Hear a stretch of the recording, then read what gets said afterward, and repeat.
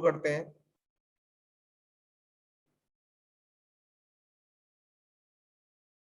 तो for loop के लिए हम क्या करेंगे कि सबसे पहले हम एक नई फाइल बना लेते हैं।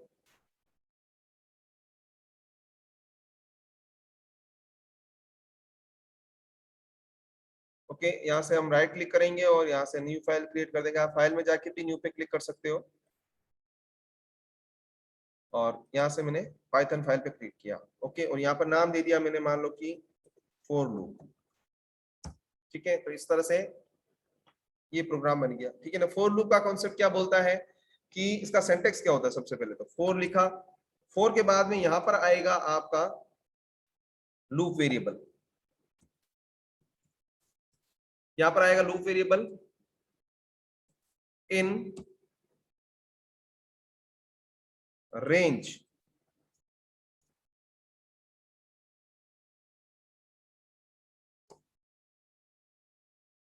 और यहां पर दे देंगे अपन कोई भी वैल्यू, एंटर करके फिर हम यहां पर क्या करेंगे कि यहां पर देखो, यहां पर देते हैं हम स्टार्टिंग। ठीक है, और अगर अपने नहीं दे रखी है, ठीक है ना, तो रेंज फंक्शन इसके साथ लगता है। अब रेंज फंक्शन क्या करता है समझना। जैसे मैंने लूप वेरिएबल दे दिया आई, ठीक है ना, ये आई दे दिया, तो क्या लिखा मैंने, for I in range 10। Okay, और इसके अंदर मैं क्या कर रहा हूं कि लूप के अंदर मैं प्रिंट करा रहा हूं आई को। क्या करा रहा हूं, आई को प्रिंट करा रहा हूं। ओके, तो समझना इस चीज को। सबसे पहले अपन इसका आउटपुट चेक करते हैं कि आउटपुट क्या देता है ये।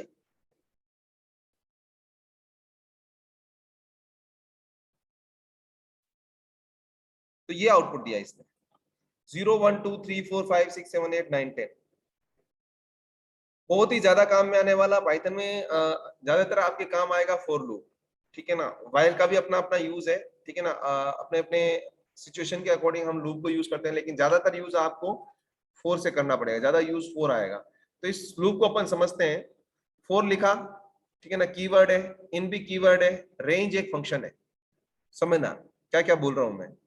फोर एक कीवर्ड है, इन भी एक कीवर्ड है, या यूं समझ ले कि इन एक मेंबरशिप ऑपरेटर भी है। ठीक है ना, तो for I in range, range एक फंक्शन है। क्या करता है रेंज, कि जो वैल्यू आप दोगे रेंज के अंदर, ठीक है ना, जो वैल्यू आप दोगे तो वो एक मिनिमम वैल्यू से, जो वैल्यू आपने दे रखी उससे एक कम तक पूरी सीरीज जनरेट करेगा। ठीक है, वापस से बोल रहा हूं मैं, ध्यान से सुनना।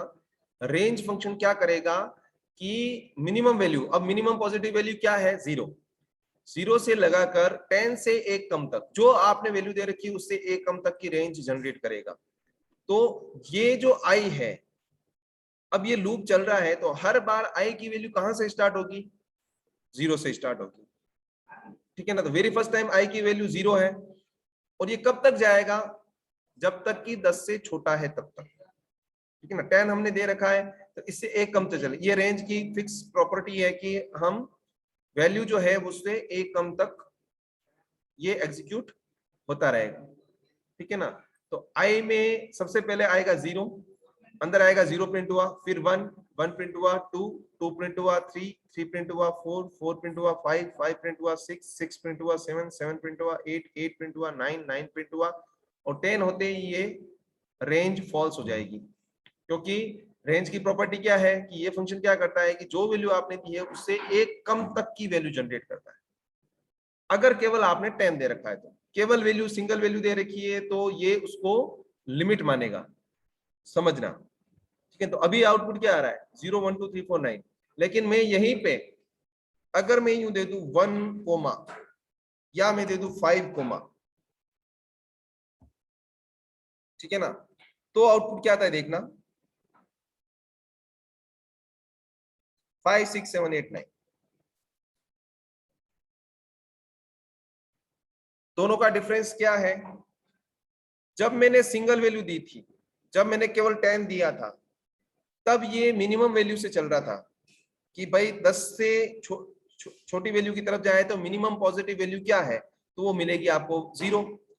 0 से वो कहां तक ले जाएगा, 9 तक ले जाएगा। लेकिन अगर आपने इसकी स्टार्टिंग लिमिट और एंडिंग लिमिट दोनों दे दी, देखो सिंगल वैल्यू दोगे तो वो लिमिट मानी जाएगी, एंड वैल्यू मानी जाएगी, और अगर आपने इसमें दो वैल्यू दे दी कोमा से सेपरेट करके, मान लो 5 कोमा दे दिया, तो 5 is a starting value, 10 is the end value. तो 5 से शुरू करेगा और 10 से 1 कम तक जाएगा, तो 5 6 7 8 9, ठीक है ना। तो आई में वैल्यू क्या आएगी, वेरी फर्स्ट टाइम 5 आएगी, फिर 6 हो जाएगी, फिर 7 8 9। तो इसमें एक और चीज की वाइल में हमें इंक्रीमेंट करने की जरूरत है, but in 4 we need not to increment value there, ठीक है ना। वहां पर हमें इंक्रीमेंट करने की जरूरत नहीं है, क्योंकि बाय डिफॉल्ट अपने आप ही ये एक का इंक्रीमेंट लेता है। अब बाय डिफॉल्ट का मतलब है कि ये अपने आप ले रहा है, आप चाहो तो यहाँ पर एक और वैल्यू यहाँ पे इंक्रीमेंट दे सकते हो 1 का, तो भी आपके आउटपुट में कोई डिफरेंस नहीं आएगा। 5 6 7 8 9 ही आया। इसका मतलब क्या है, जब अपन 4 को अप्लाई करते हैं तो लूप वेरिएबल यहां से स्टार्ट होगा, यहां खत्म होगा, और इतने का इंक्रीमेंट हो रहा है। गेटिंग? अगर मैं इसको यूं करूं कि मान लो 5 से शुरू किया और मैं गया यहाँ पे 100 तक, और इसको मैं 1 की जगह 5 का इंक्रीमेंट दे दिया, तो अब ये 5 5 का इंक्रीमेंट है, 5 से जाएगा 10 पे, 10 से 15, इस तरह से, ठीक है। तो राइट क्लिक करके मैंने इसको रन किया, तो ये इस तरह से वैल्यू जनरेट करेगा, 5 10 15 20, इस तरह से। तीनों फॉर्म समझ में आ गए आपको? आई थिंक समझ में आ गई होगी, इजी है, इतना मुश्किल नहीं है। तो मैं तीनों यही बता देता हूं आपको कि 4, मान लो आई इन रेंज किया मैंने, ठीक है ना, और यहाँ पे दे दिया मैंने 10, ओके, यहाँ पे दे दिया मैंने 10, और मैं प्रिंट कर दूं आई को, ओके। ये इस तरह से भी दे सकते हो, जब हमें स्टार्टिंग और एंड, जब हमें केवल एक का इंक्रीमेंट चाहिए और मिनिमम पॉजिटिव वैल्यू से हमें शुरू करना है। अब मिनिमम पॉजिटिव वैल्यू से भी आपको जरूरत पड़ेगी, जब अपन लिस्ट पढ़ेंगे तो उसमें इंडेक्स जो काम मिलेंगे, तो उस समय जरूरत पड़ेगी। अब क्या होता है इंडेक्स, क्या होती है लिस्ट, अपन आगे पढ़ेंगे, उस समय आपको इस तरह की जरूरत पड़ेगी कि आपको मिनिमम 0 से स्टार्ट करना पड़ेगा लोग। इसीलिए मैंने तीनों फॉर्म बता रहा हूँ, क्योंकि इस तरह से भी कर सकते हो और इस तरह से भी कर सकते हो।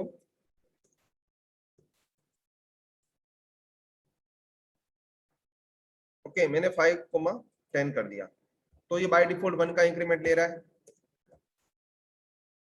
सॉरी, ओके, बाय डिफॉल्ट 1 का इंक्रीमेंट लेगा।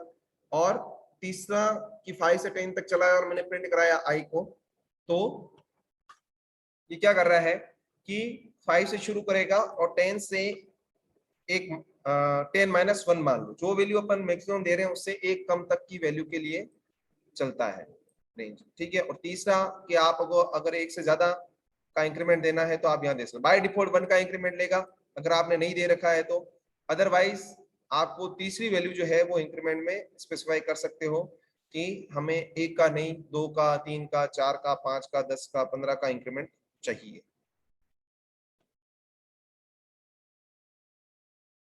Okay, so this is how we apply for loop in Python.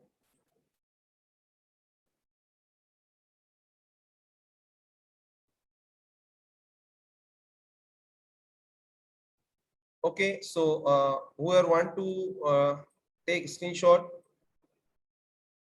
आप screenshot ले लें इसका, जो भी लेना चाहते हैं, और you have to apply yourself on your laptop or desktop, ठीक है ना। अपने लेवल पे आप वैल्यू चेंज करके देखना, यहाँ पे वैल्यू चेंज करके देखना, यहाँ पे वैल्यू, यहाँ वैल्यू चेंज करके देखना, तो आपको उसका स्पेसिफिकेशन समझ में आएगा कि हाउ इट इज रनिंग।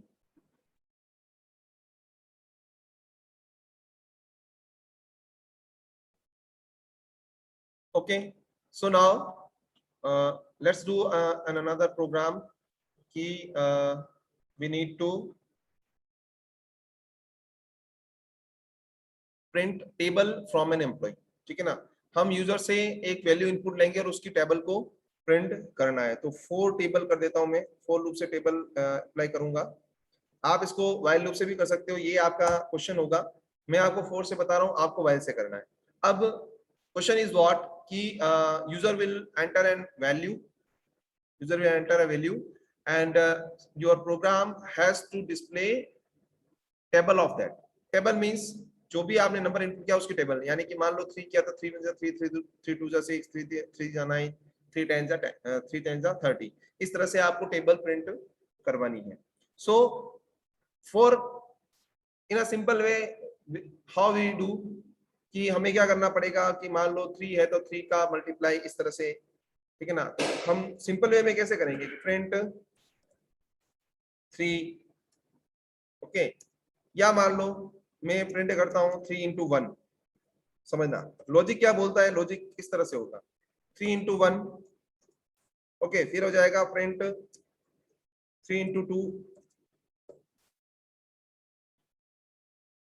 ठीक है, उसी तरह से print 3 into 3। How we identify the logic, कैसे हम आइडेंटिफाई करेंगे कि यहाँ पर लॉजिक लग सकता है या यहाँ पर लूप लग सकता है, तो वही चीज मैं यहाँ पे बताने वाला हूँ। देखो इस तरह से हम क्या करेंगे कि आगे से आगे चलते जाएंगे और लास्ट में क्या लिखेंगे, प्रिंट 3 मल्टीप्लाई 10, ठीक है ना। इसके बीच में 4 5 6 7 8 9 के भी प्रिंट लगाएंगे।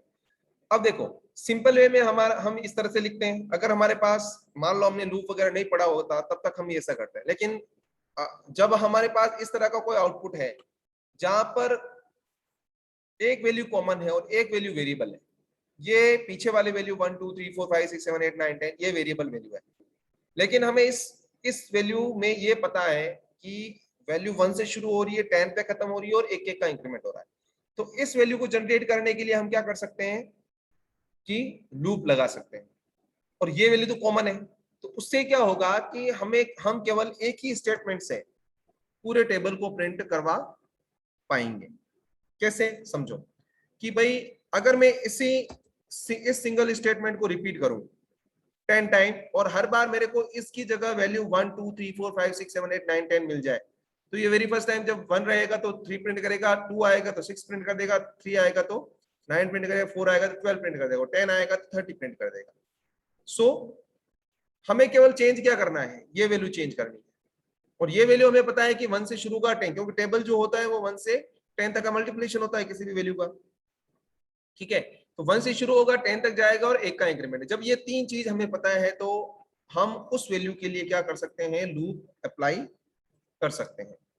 तो लूप अप्लाई करने के लिए हम क्या करेंगे कि इस स्टेटमेंट को ऐसे रहने देंगे, ठीक है, यहां पर लगा दूंगा मैं 4 i इन रेंज, कहां से 1 से शुरू करेंगे, कहां तक जाएंगे 10 तक जाएंगे, और बाय डिफॉल्ट 1 का इंक्रीमेंट तो है ही, ओके। तो जो प्रिंट में स्पेसिफाई वैल्यू से कर रहा था 1 2 3 4 से कर रहा था, यहां पर मैं क्या कर सकता हूं, केवल आई लगा सकता हूं।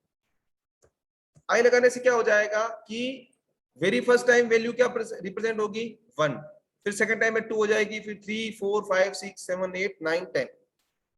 तो जो मेरे को 10 स्टेटमेंट लिखने पड़ रहे थे वहां पर मेरे को केवल एक ही स्टेटमेंट लिखना पड़ेगा, और ये जब मैं रन करूंगा तो ये ऑटोमेटिकली क्या करेगा, आपके सामने 3 की टेबल प्रिंट कर देगा। अब इसमें एक दिक्कत ये आएगी कि भाई ये 9 तक ही चला, तो आपको 10 तक चलाना है तो क्या करना पड़ेगा, लिमिट को एक और बढ़ाना पड़ेगा। तो मैंने 11 कर दिया और इसको राइट क्लिक करके मैं रन कर दूं, मेरे सामने आ जाएगा 3 6 9 12 15 13 21 24 27 और 30, ओके। सो इट डिपेंड्स, आपको प्रोग्राम के अकॉर्डिंग सोचना पड़ेगा कि प्रोग्राम क्या बोल रहा है। जैसे अभी तो ये क्या कर रहा है कि 3 का फिक्स टेबल ही प्रिंट कर रहा है, ठीक है ना।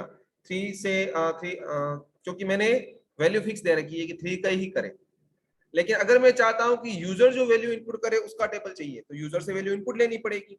तो मैंने लिया टेबल वैल्यू के लिए टीवी नाम से एक वेरिएबल ले लिया और उसके अंदर लिख दिया मैंने इंट इनपुट, ओके, और यहां पर दे दिया एंटर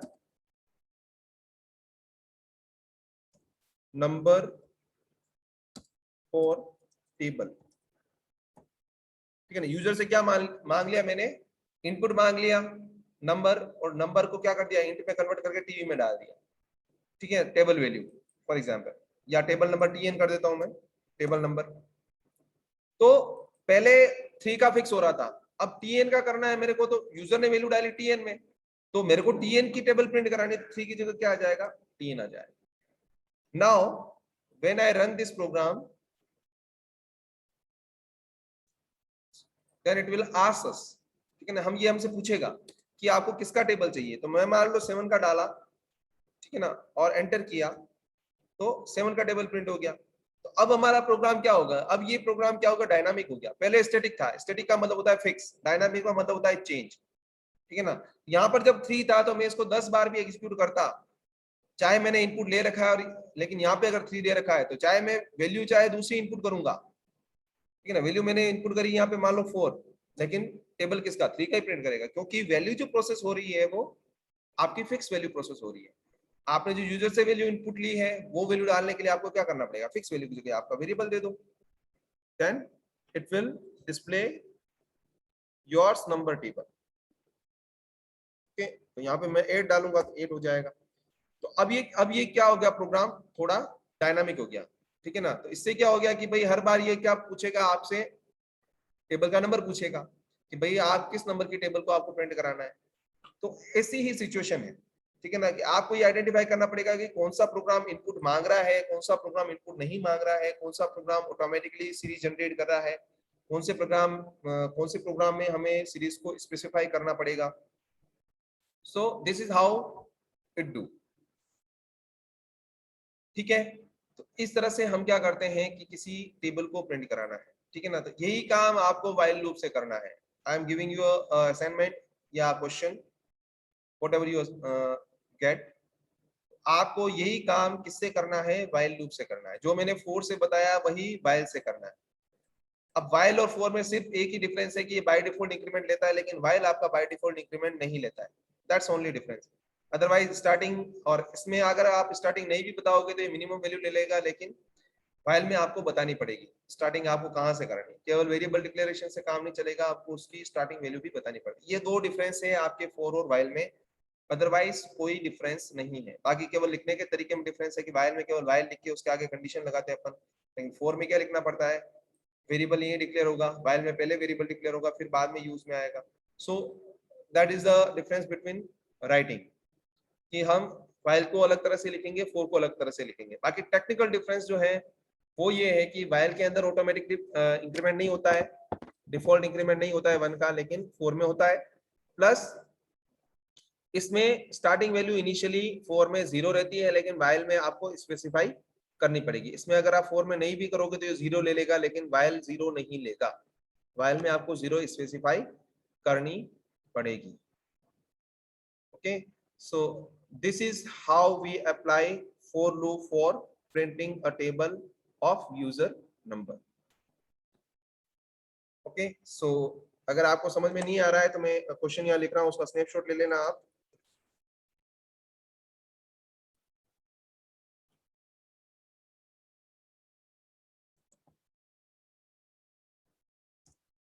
ठीक है, तो I am writing question here, write Python script that input a number from user and print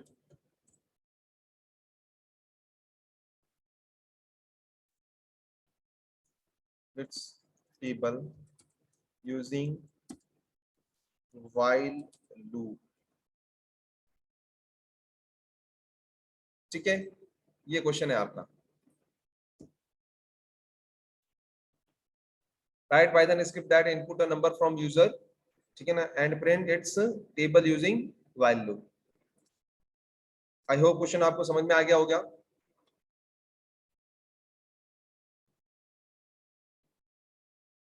yes sir. Okay, done.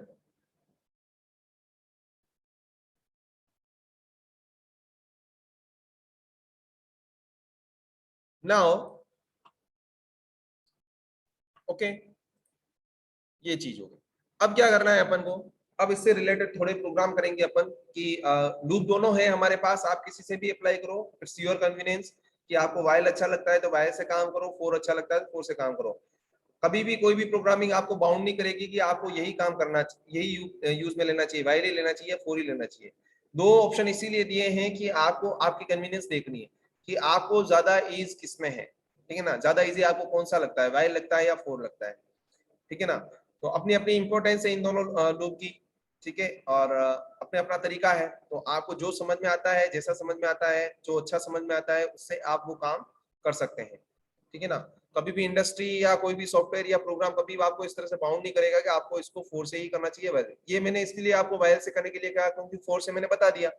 तो आप जब वायर से लगाओगे तो आपको पता चलेगा कि भाई ये चीज इसमें इस तरह से अप्लाई हो रही, तो वायर में किस तरह से होगी। So you have to think that. और प्रोग्रामिंग इज नॉट जस्ट कि मैंने आपको कोई प्रोग्राम यहाँ से स्नैपशॉट भेजा और आपने उसको टाइप कर दिया, एग्जीक्यूट कर दिया, क्योंकि टाइप करके एग्जीक्यूट करोगे तो आउटपुट तो सेम आएगा। You have to try it yourself differently. ठीक है ना। आपको अपने एंड पे कुछ डिफरेंट ट्राई करना है, उसको ध्यान में रखते हुए, उसको देखते हुए, वो आइडिया लेते हुए आपको अलग अलग चीजें ट्राई करनी है। इसीलिए मैंने आपको ये क्वेश्चन दिया अभी। ठीक है ना। और एक क्वेश्चन और अपन अटेम्प्ट करते हैं अभी कि फॉर लूप से ओड इवन का। ठीक है ना। ओड इवन का एक सिंपल मीनिंग तो ये होता है कि जैसे मान लो कि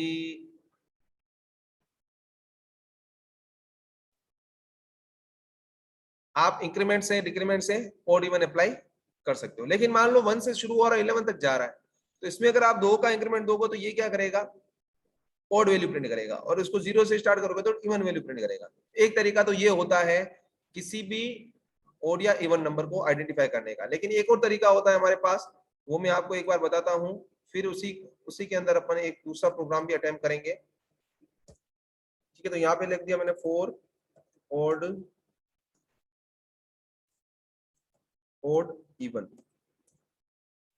ठीक है, तो यहां से मैं क्या कर रहा हूं कि लूप लगा रहा हूं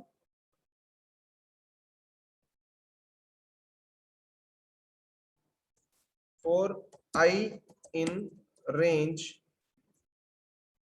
up to 10 for example. Okay, और अब देखो कोई भी वैल्यू ऑड है या इवन है, कैसे आइडेंटिफाई होगा कि हम उस वैल्यू को जब जो वैल्यू 2 से टोटल डिवाइडेड हो जाए, टोटल डिवाइडेड का मतलब होता है पूरी तरह से डिवाइडेशन का मतलब होता है कि जिसमें रिमाइंडर 0 बच जाए। ओके, तो होल डिवाइडेशन अगर होता है किसी भी वैल्यू का, होल डिवाइडेशन का मतलब ये हो गया कि उसमें रिमाइंडर 0 बचे, 0 के अलावा कुछ नहीं बचे, तो वो वैल्यू होती है आपकी इवन, और जिसमें रिमाइंडर बच जाता है वो वैल्यू होती है आपकी ऑड। तो किसी भी वैल्यू में अगर आप 2 से डिवाइड करोगे तो उसमें आपको पता चल जाएगा कि कौन सी वैल्यू ऑड है और कौन सी वैल्यू इवन है, क्योंकि 2 से डिवाइड करने पर 2 से हर वैल्यू डिवाइड होती है, और जो वैल्यू जिस वैल्यू को डिवाइड करने पर 0 आता है वो इवन होती है, और जिस वैल्यू को डिवाइड करने पर 0 नहीं आता है वो वैल्यू ऑड वैल्यू होती है। तो हमें क्या करना है कि 0 से लगाकर 10 के बीच में, ठीक है ना, या यूं मान लो कि 0 से लगाकर 11 दूंगा तो ये कहां तक चलेगा, 10 तक चलेगा। ठीक है ना। तो इसके बीच में जितनी भी वैल्यू है उनको अगर 2 से मोड करने पर, 2 से मॉड्यूलस करने पर अगर रिमाइंडर 0 बच जाता है, तो उस केस में क्या होगा कि वो वैल्यू इवन इवन होगी, और अगर नहीं बचता है तो वो वैल्यू ओड हो जाएगी। लेकिन एक तरीका तो वो हो गया। तो इसके लिए मैं क्या करता हूं कि इफ आई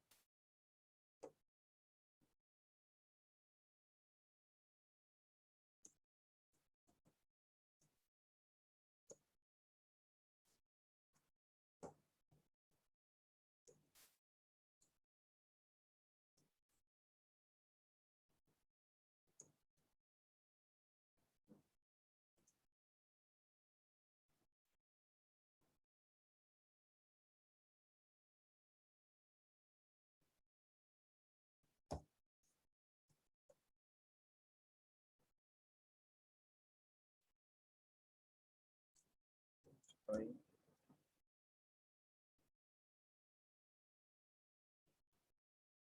राइट क्लिक किया इसको मैंने और इसको रन किया।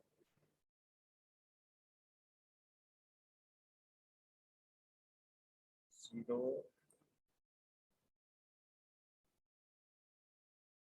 प्लस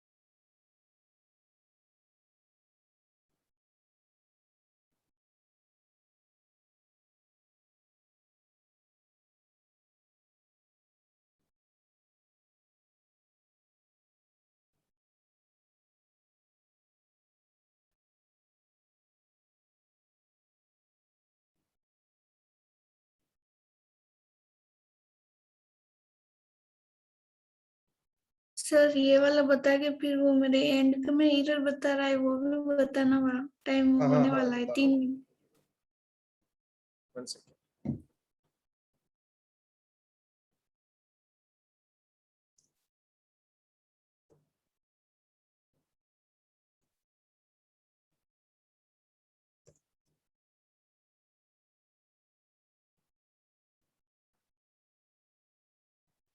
रन किया आपने, ओके, ये आ जाएगा। ओके, ये मॉड्यूलस ऑपरेटर होता है अपना, परसेंटेज साइन जो होता है वो मॉड्यूलस ऑपरेटर होता है, ये ध्यान रखना। ठीक है ना, आपके सी सी प्लस प्लस में जो प्रोग्रामिंग लैंग्वेज है उसमें भी मॉड्यूलस ऑपरेटर यही होता है, परसेंटेज साइन। ठीक है ना, तो देखो जो प्रोग्रामिंग लैंग्वेजेस हैं उसमें क्या होता है कि जो सिंबल्स होते हैं वो अ, बाकी लगभग तो सेम होते हैं, लेकिन कुछ ऐसे सिंबल हैं जिनका मीनिंग चेंज है। तो हम परसेंटेज का साइन जो लगाते हैं हमारे हमारे मीनिंग के अकॉर्डिंग, हमारी जो जनरल लैंग्वेज होती है उसमें, या इंग्लिश में माने तो इंग्लिश में इसका मतलब प्रतिशत होता है, परसेंटेज होता है। ठीक है ना, लेकिन जो प्रोग्रामिंग लैंग्वेज है उसमें इसका मतलब होता है मॉड्यूलस। अब ये मॉड्यूलस और डिवाइडेशन में क्या फर्क है समझना। अगर मैं इसको डिवाइडेशन करूं तो डिवाइडेशन तो क्या देता है, भागफल। ओके, हिंदी में उसको बोलते हैं भागफल। और मॉड्यूलस जो होता है वो देता है शेषफल, यानी कि रिमाइंडर। ओके, तो हमें अगर शेषफल चाहिए तो हम परसेंटेज लगाएंगे, और भागफल चाहिए तो डिवाइडेशन लगाएंगे।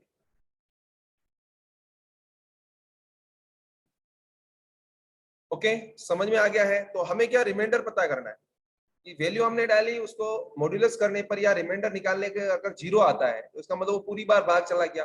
पूरी बार भाग चला गया तो वो वैल्यू क्या है आपकी, इवन नंबर है।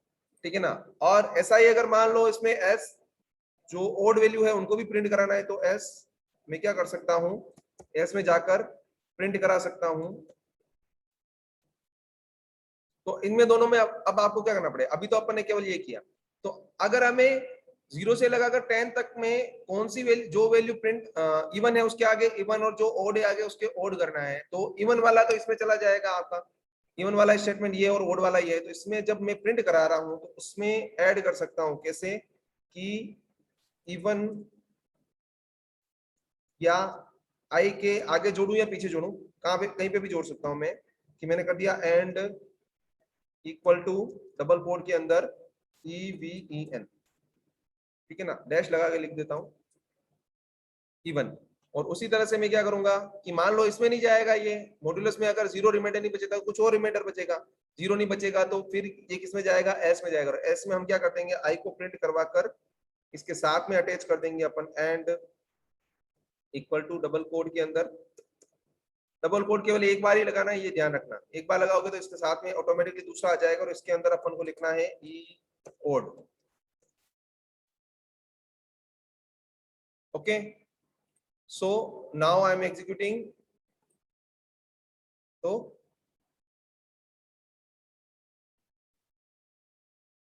One second, what we did. Okay, ये शायद दूर जाने से प्रॉब्लम आ रही है। ठीक है, तो ये आ गया देखो, 8 का इवन आ गया, 1 का ओड आ गया। ठीक है, तो इस तरह से आप क्या कर सकते हो कि ये प्रिंट करने के बाद, ठीक है ना, ये प्रिंट कर दो और उसके बाद